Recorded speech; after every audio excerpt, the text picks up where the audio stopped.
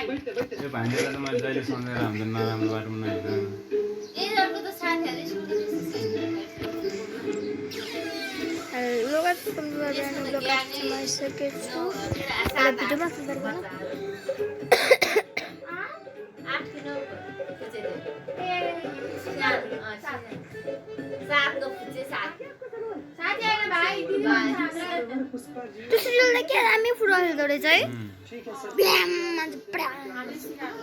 तिमीले देखेछ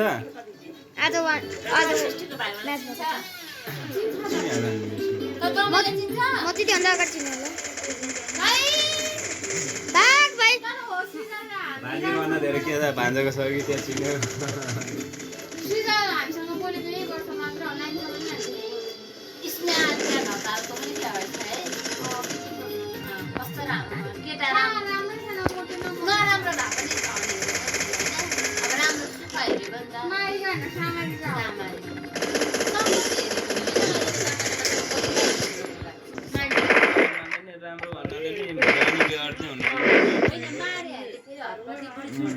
मेन भनेको पानी व्यवहार चाहिँ हुनु पर्यो राम्रो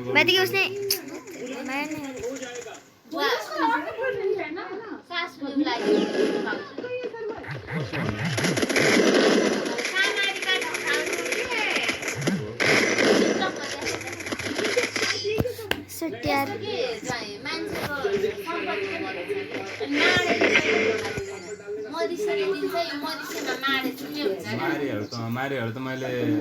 पहिला यो जुत्ता कम्पनीमा काम गर्ने म मारेकै त हो मारीहरूको चाहिँ अलि तिनीहरू छुट्टै हुन्छ कि स्वास्नी भन्नाले त्यो अलिकति अब सबैले मानेर हिँड्छ क्या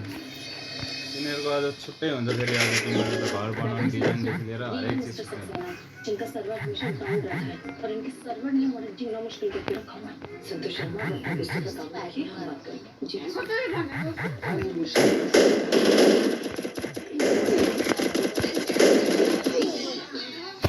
तो काफले जानू कि ना जानू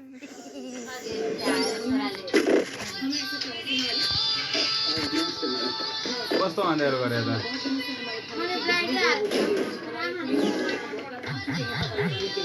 लेकिन आपकी तरफ से कोई मदद नहीं मिली है कुछ हुआ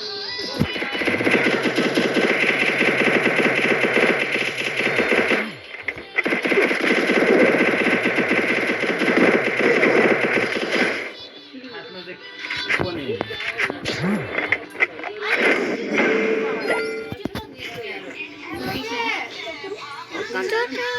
ये गलत है आप ऐसे किसी सरकारी कंपनी से 10 मिनट के अंदर अगर आपने हमारा नया बिल जनरेट कर दिया तो ये बात हमारे भाई जे भाई अगर सीनियर से बात नहीं बनी भाइ दिके बस यति ले जाएंगे आपके हेड ऑफिस में यति बस यति गइस भनेको के बाद स्टेट मिनिस्टर तक भी ले जा सकते हैं हैन अनि भिडियो बनाएर आकी भिडियो बनाएर बिचरा इन्डियादेखि बोलेर के इन्डिया पाकिस्तानको अहिले घिउ चालु छ नि त पनि बिहान मम्मीले फोन गरेर नि भनिरहेको थियो इन्डियावालालाई बोलाउनु पर्ने घर भनिरहेको प्रेम प्रेम प्रेम प्रेम प्रेम प्रेम प्रेम प्रेम प्रेम चिजमा भयो भने चाहिँ बोलाउनै पर्ने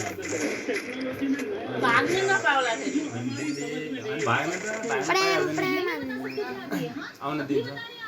यो अहिले चाहिँ यता भइरहेको कि दिल्ली पन्जाब लखनऊ बोर्डर साइडतिर भइरहेको बोर्डरमा चाहिँ भइरहेको आउनु पर्छ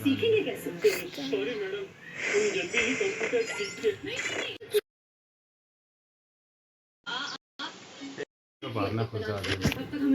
पुलिस आर्मी यहाँ नेपालको मान्छे पनि पठाउन आइराखेको यहाँ पनि आएर हुन्छ नि त अस्ति पाकिस्तानीहरू 11 जना काठमाडौँभित्रमा पाकिस्तान जाँदैन होला नेपालले अब यहीँदेखि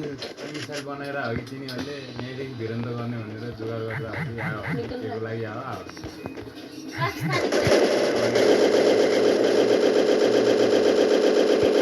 चाइना चीन भनेपछि त चाइना भनेपछि त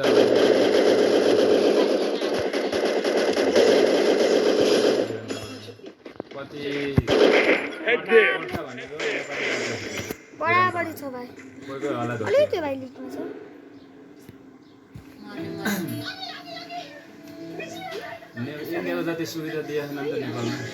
इन्डियामा सुविधा के दिएको छ तपाईँको फ्यामिली लगेर बस्छु भने पनि रुम दिन्छ छुट्टै भन्नु न छुट्टै रुम दिन्छ त्यस्तो भन्नु न फ्यामिलीको हरेक अच्छा तो लग रहा है लेकिन थोड़ी सफाई की जरूरत है तपाईँको यहाँ नेपालभन्दा धेरै सेलेरी पनि दिन्छ क्या वजह मैडम सर कुछ नहीं है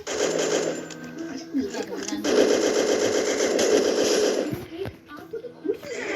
खाने का दाम सुचारू रूप से चलता रहेगा नहीं ऐसा नहीं है पुष्पा जी हम खुश हैं बहुत खुश हैं लेकिन पता नहीं क्यों एक बात हमारे दिमाग में अटकी है। मन जान्छ हम पुलिस वाले हमें अगर बिजली विभाग में अपना